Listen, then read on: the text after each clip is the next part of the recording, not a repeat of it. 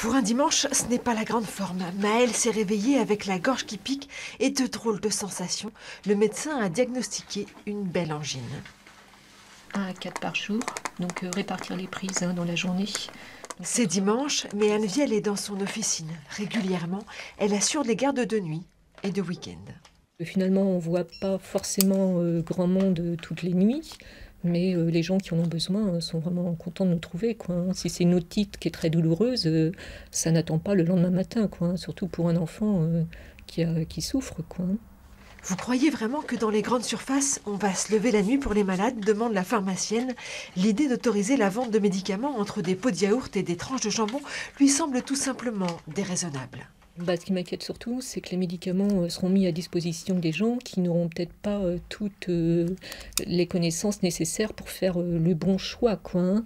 Par exemple, ce matin, j'ai un client qui est venu qui a demandé spontanément une boîte de Fervex sur le conseil certainement d'un de ses amis.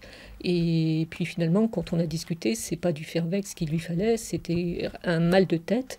Et en plus, cette personne-là avait déjà pris du Doliprane. Or, dans le Fervex, il y a encore du paracétamol. Donc, en grande surface, qui lui aurait dit qu'il y a une surconsommation de paracétamol en associant ces deux produits, quoi, hein. Il y a 20 ans, Anne avait fait sa thèse sur les dangers de l'automédication. Un médicament, écrivait-elle, adore, ce n'est jamais neutre. Il faut 6 années d'études pour comprendre le corps humain, les molécules.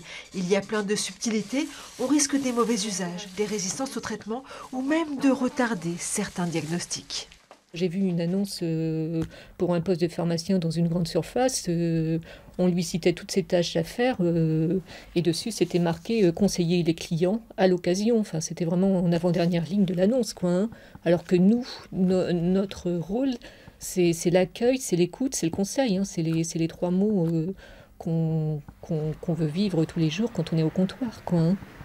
Alors pour la première fois en 30 ans, Anne-Vielle fermera sa pharmacie.